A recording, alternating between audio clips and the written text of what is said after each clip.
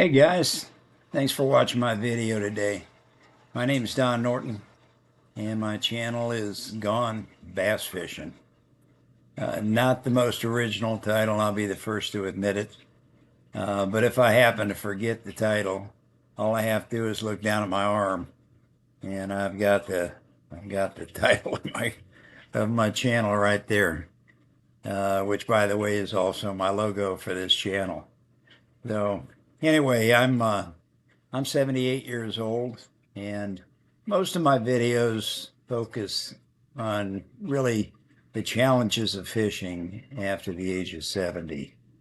You know, if I'm able to do this for a couple more years, I'll start saying after the age of 80, but right now it's just after the age of 70. And 70 sounds a lot better than 77 or 78. So anyway, today's video is really for all you old guys. Today I want to talk about a fishing lure that it is really important to me and holds some great memories. But for a lot of you, you probably will remember it just as well. Um, so the story starts off really back in the 60s, and the name of the lure is the Big O, the original Big O, not to be confused with the reproductions.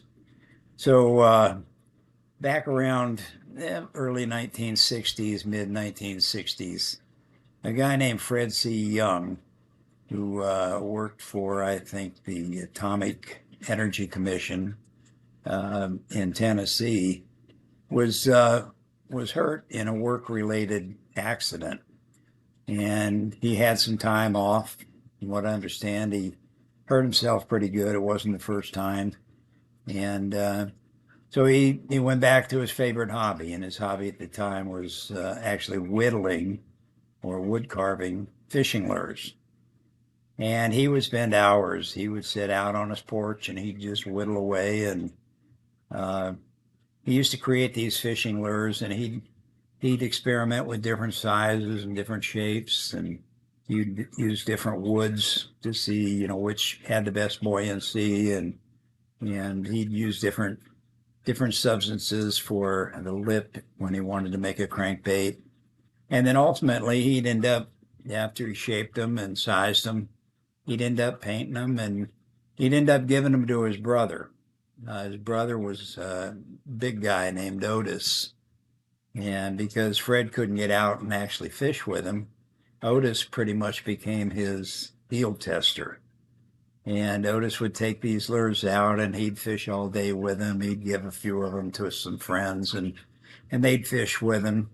And, you know, he'd come back in after, you know, a number of days fishing with a new lure that Fred had just whittled out. And he'd report back to Fred and tell him it just nothing remarkable about this one, Fred. So, you know, back to the drawing board. Until one day, Fred gave him a prototype of the lure. It was kind of a fat looking, you know, chubby looking lure, and later a lot of people referred to it as a pregnant crankbait. But he gave it to his brother Otis. He said, "Take this one out and try it." And Otis did. And when he came back, he reported that this was a spectacular fishing lure. He couldn't believe the fish and how many fish he was catching with it. And so, of course, Fred started making more of them, trying to duplicate, you know, exactly what he did with that first one. And to really give credit to his brother, and because his brother was a big guy, and I don't want to say he was a fat guy, but he was a big guy. He actually named the lure the Big O. And Fred started making these pretty quickly. After he got it down, he was able to reproduce, you know, the lures, even though they were handmade, hand carved, hand painted. You know, they were actually the lips, you know, were cut out and fitted, you know, just perfectly. And then he'd paint them up, and put a finish on them so the paint wouldn't chip. And he started making them, and pretty soon Otis was out. He was showing them to different guys, different fishermen, and everybody was finding that the lure was really successful. Um, it wasn't long before Fred started getting special requests from different anglers. And this was back, by now it's the late 60s going into the early 1970s, and bass fishing tournaments were really taking off.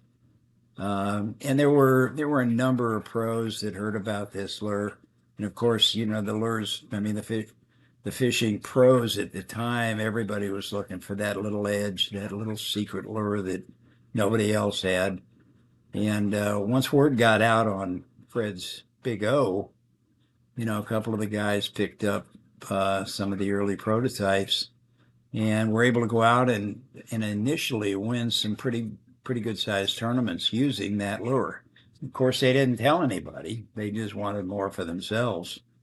So Fred started to package them up in 8 cartons to help protect them. And it wasn't long before he got so much demand for them that people were actually starting to rent the lures. And in today's world, that's kind of hard to believe.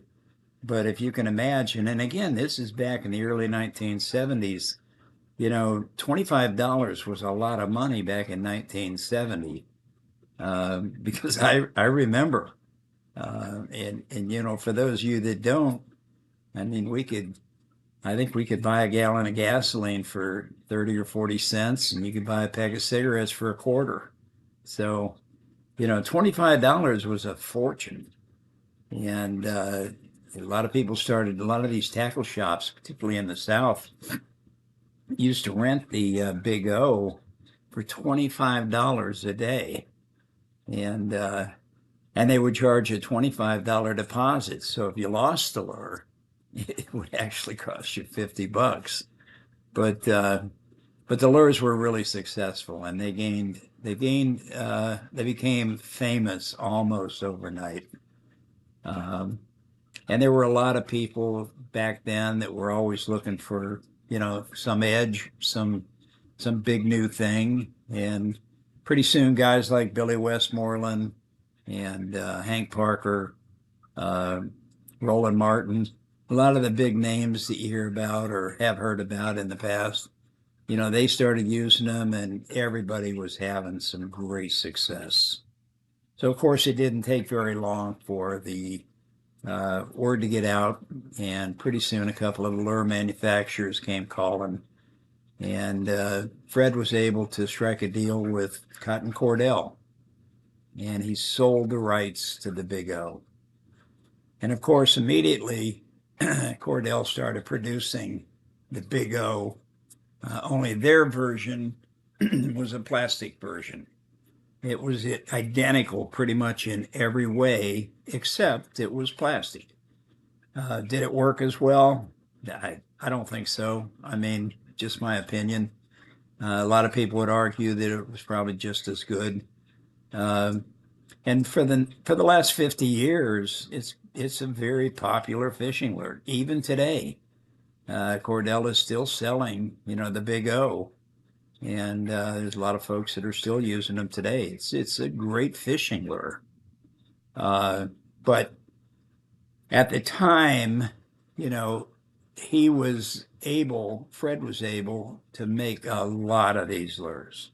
You wouldn't think, if you've ever sat down and actually carved a fishing lure, you wouldn't think it'd be possible to make as many fishing lures as what Fred made. But over a period of 3 or 4 years, he hand carved quite a few of them. As a matter of fact, I watched a video not too long ago that I think it was called Retro Bassin. The fellow's name on that video is Chris. And if you're interested, you might want to look up that video, because he does a great job going through a box of old original Big O lures. And I mean, if you're like me, if you're a lure collector and you saw that video, you were probably foaming at the mouth because those lures are pretty hard to come by. And I mean, he had a whole box of them. It was a great video. Chris did a great job with it. But going back to the story of the Big O, there's a number of cute stories that kind of follow along after Fred sold the lures, and he kind of became famous, as did the Big O. But one of the better stories that I heard was a story that Rick Clunn told, and this was only a few years ago. But he apparently had a chance to fish with Fred in one of the big tournaments, and they were fishing along, and they were catching a few fish, nothing to write home about. Finally, um, Fred suggested to Ricky Clune that he try one of his Big O's, and you know, Rick Clune was still a pretty young guy, pretty cocky, and he didn't want to offend Fred, who was this old guy that was in the boat with him. He didn't want to offend him, so he did what all of us would probably do. He got one of the lures and he tied it on, and he thought, well, I'll just kind of satisfy this guy. But he casts it out and he's reeling it in. He casts it out and he's reeling it in. Nothing happens. He's not catching any fish. And after about 5 or 10 minutes, Fred looks over at him and he says, "Son, you're fishing that lure all wrong." And Rick looked back at him and said, "Well, what do you mean? I'm throwing it out. It's a crankbait. I'm throwing it out and reeling it in, and trying different retrieves, stop and go, a little faster, a little slower." He said, "No, son." He said, "Let me show you." So he grabbed his rod and he had a Big O on the line. He cast it out, and he started reeling so fast that the lure almost came out of the water. And Rick Clune couldn't believe it. He stood back. He was in awe. And Fred looked up at him and he said, "Man," he said, "I'm telling you right now, there's only one way to fish this." And he said, "Is to fish it fast. And if you can't keep this thing moving, you're not going to catch fish on it." He said, "The way it's designed, it's a true fish catcher. But those fish, they want to see it moving, and they want to see it moving fast." So I thought that was a great story. Uh, I think Rick did everyone a real service by sharing that story because, I had never really fished it that fast. I didn't really know that. And since then, I've used a couple of a couple of the plastic ones, and I fished them fast, and I did get much better results. But anyway, that's really kind of the story of the Big O. But I want to capitalize on that a little bit by just making it a little bit more personal. Uh, I remember the Big O, and I remember it very well. I was probably 19, 20. I don't even remember, but I'm guessing I might have been as old as 21 at the time because I was out of the service. But I can remember my my father was at the time was dying of cancer, and couldn't get out, do much fishing, couldn't do any fishing. But I used to go over there almost every day, and we'd watch some baseball games on TV and just bullshit. And I had an uncle, one of my favorite uncles, uh, and his name was Bill, and he was just a crazy fisherman. I used to fish with him quite a bit. He used to fish with my dad quite a bit. But he came over one day and he was telling us about the Big O and the stories that he'd heard about it. Well, I'd heard a little bit, not much, but back then we didn't have cell phones, and you know, watches and uh, small, basically small computers in our pocket. And I wasn't much for reading the newspaper, so other than maybe a few magazines that I read, including the Bass magazine, Bass Angler Sportsman Society magazine, I didn't really read much, but I had read a few things about the Big O. And so when Bill started talking about it, we got kind of excited. And he said, "You know what?" He said, "I'm going to drive down there. I'm going to drive down to Fred's house, and I'm going to buy a couple of those before they're gone." And I mean, he was just crazy enough to do it. I mean, we're up in Akron, Ohio at the time, Stowe, Ohio, and he said, "I'm just going to jump in the truck, drive down there, and get me a couple." So he did. And a few days later, he got back and came over, and again, I was sitting in the living room with my dad, and he came in, he gave me one, and he gave one to my dad. And I remember I looked at that thing and I said, "Well, I had other crankbaits. I mean, I don't see anything real special about this." Uh, and I realized at the time that it was unique in a sense that I had never really fished with crankbaits. I mean, I don't even remember at the time what I may or may not have had. I think back on it, and it seems like I've always had a lot of crankbaits, but maybe I didn't. Maybe I had a Rapala or a few other baits with lips on them, but never really give it that much thought. And right after Fred came out with the Big O and it became so popular, there were a lot of other companies that jumped on the bandwagon. They actually called that period of time in the early 70s. They referred to all these brand new baits that came out as the alphabet lures. And for those of you, and maybe you can remember, maybe I remember all of them, maybe I've missed a few, but Bagley came out with the Big B. Bill Norman came out with the Big N. Rogers came out with the Big Jim. And there was, let's see, Hedden came out with the Big Head. And Mike Estep, who actually worked for Fred and learned from Fred, created a lure very similar to the Big O, and he called it the Big E. All of those lures were successful and really introduced the entire fishing world to fishing with crankbaits. But none was nearly as successful as the Big O.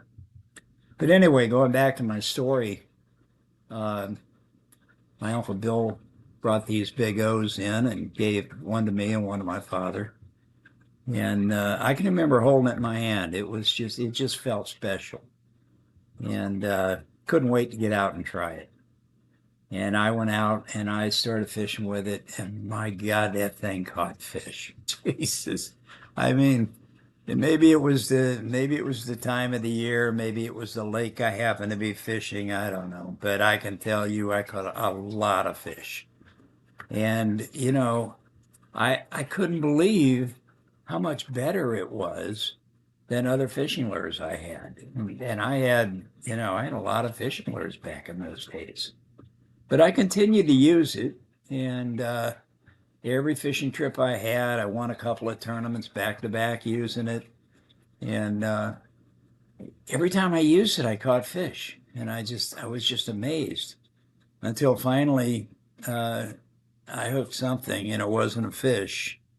And again, this is back before we had the types of line that we have today. I was just using mono, and I broke off, and it was gone.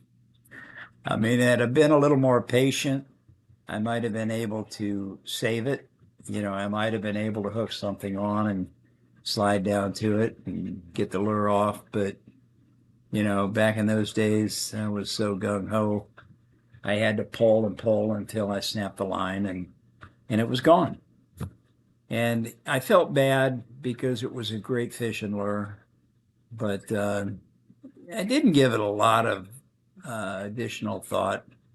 Um, I felt bad too because I know that, Bill told me later that he paid $50 for each of the lures, and he would have liked to have bought more, but he bought one for himself, or I think he might have bought a couple for himself. And then he bought one for me and one for my dad. When you start laying out $50 a lure, that's a lot of money. But anyway, I didn't have the heart to tell him I lost mine. I just let it go. And it wasn't too long after that, uh, my father passed away. And when he did, um, I had no idea, but he ended up, I guess he told my mother that he wanted me to have his boat. And he had a he had a 16 or 18-foot sea nymph, I think, at the time, with a 25 horse on it. But he left me the boat and motor, and I don't remember, but I think my brothers and we all kind of split up his fishing tackle. And my brothers, they were avid fishermen, but I'm not sure they were into it quite like I was. And so when it came to splitting up the fishing tackle, I managed to get my hands on that big O that had never seen water, and they had no idea that it had any real value. To them, it was just another fishing lure. So now I have had my second big O, and this time I was going to make damn sure I didn't lose it. And again, I went out and I started fishing with it quite a bit, and I was a little more particular about where I was fishing and how I was fishing. But I continued to fish with it, and boy, I'm telling you, it really caught fish. Now, it's anybody's guess. I'd be the first to admit, maybe if I would have had a big, a balsa bee or a, big N or any other kind of crankbait, and I'd have fished it at exactly the same place on exactly the same day, time, everything. Maybe I would have still caught the same number of fish. I don't know. All I know is every time I caught a fish on it, I became more convinced that this was the greatest fishing lure ever made. And so this went on, and maybe a year went by, 2 years, and I was out one day, and I might have been on a guide trip. I can't remember now, but I was trying to tell people how to cast or something. And anyway, I threw it out, and I got snagged. And of course, by now I had kind of figured out I just needed a good lure knocker, which I had, and I could usually get my lure back. And so I put the lure knocker on. I was pretty confident I'd get it back. I slid it down the line, and I kind of worked it. It didn't come loose. So I repositioned the boat 2 or 3 times, trying to go from a different angle, thinking maybe that would loosen it up. And it wasn't coming back. So I ended up pulling and pulling and pulling. And yep, you guessed it, I broke my line. The lure was probably in about 10 feet of water. And I can't tell you how many times I went back there. I even went back there with what I called a dredge hook. It was almost an anchor. It was so big, put it on a big rope. And I dragged it along the bottom, hoping to catch the branch or whatever it might be, thinking maybe I could pull it up to the point where I could get my lure back. But, eventually time moved on, and I kind of forgot about it. But as the years passed, I always thought back to that lure, and I always thought, my God, I wish I could get another one of those. I would love to get another original Big O. And one day I just happened to look on, I thought, maybe I'd find one on eBay. And so I go on eBay, I type it in, And of course, on eBay, there's a million of what they call the original Big O, but they weren't Big O's. They were the original Cotton Cordell Big O plastic. And I already had dozens of those. I fished with them all the time. And that's not what I was looking for. I was looking for an original hand carved, hand painted Big O by Fred C. Young. And lo and behold, there it was. There it was on eBay. $1,200. I I couldn't believe it. I couldn't believe it. $1,200, and here I had two of them. And there was no way I was paying $1,200 for any kind of fishing lure. As much as I wanted a Big O, there's no way I was going to pay that kind of money. And then later I went back a couple times just to see if it was still available. And after a week or two, it looked like someone had bought it and it was gone. And I don't recall ever seeing another original Big O listed on eBay at any price. So, for those of you that may still have one, you're pretty fortunate. But I do have an original Big O. I found someone who could find me one, and here it is, right here. This is an original Fred C. Young Big O, and nothing, when you look at it, there's nothing really that special about it, but it is one of the originals. It did cost me. I didn't get it free. I didn't suddenly take up scuba diving and go back and look for my lures.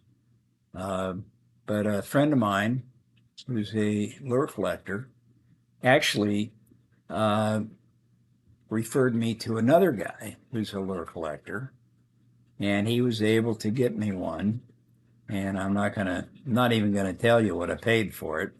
It wasn't $1,200, but it was still some serious cash for a fishing lure. Now, just to show you that there's not a lot of difference, this is the this is the original Fred C. Young. This is the original Big O. This is an imitation. See if I can get it both in the picture. Maybe if I back up. Okay. So again, kind of hard to tell which one's real, which one's an imitation. And, this is just one of many. I mean, I've got dozens of the imitators. They're made of plastic. They're good looking lures. And, they've got them in, Cotton Cordell came out with kind of every color you can imagine. And as part of my lure collection, I probably have about 20, 25 of them. But again, they're not the same. They're not exactly like the Fred C. Young because, number one, they're not made out of wood. They're not made out of, I think, balsa is what it is. And, just for the record, and if you watch Retro Bassin, Chris will explain to you that there was a point in time where many of the Big O's were signed. Many of them had numbers. Eventually, I think if I remember right, Fred wanted to make sure, or he'd worked something out with the IRS to make sure that he tracked or counted how many that he was making. And I believe he started numbering them. But there's a wide variety of different styles, shapes, and colors out there. But I think the one that people probably get the most confused with is one that came out. I think it came out in 1960. I think it was 1960. Or I'm sorry, I think it was 1997. I don't remember, but it was a replica, but it was a commemorative replica. And so what they did is they actually put his name the way he did on the lure. They painted it on there. This is the original. This is the one that is the commemorative. And again, you started seeing that showing up everywhere, particularly on eBay, where people were trying to get, a big price for it because they referred to it as the original, and it was not the original. Uh, it was in fact just another plastic copy.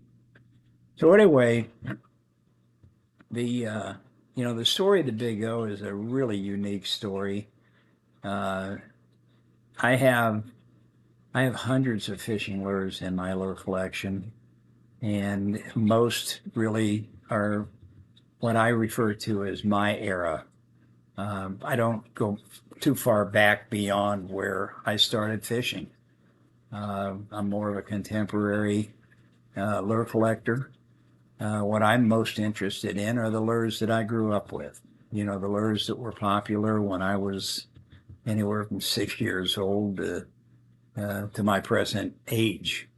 Uh, and that, to me, that's my history of fishing, and that's what most interests me about collecting them. Now, I have some fishing lures that date back, to the early 1900s, but they look like they're from the early 1900s. They don't functionally. There's no way to even begin to compare them to, say, the Big O, but they're interesting to look at, and as a lure collector, I'm bound to have some of those.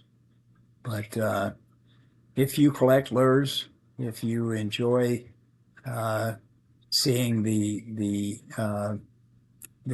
true craftsmanship that goes into making a lure, you won't find, in my opinion, you won't find anything that's as well done as the original Big O. So I will end the video here. And again, if you're lucky enough to have one of these, let me know. If you enjoyed the video, give me a thumbs up.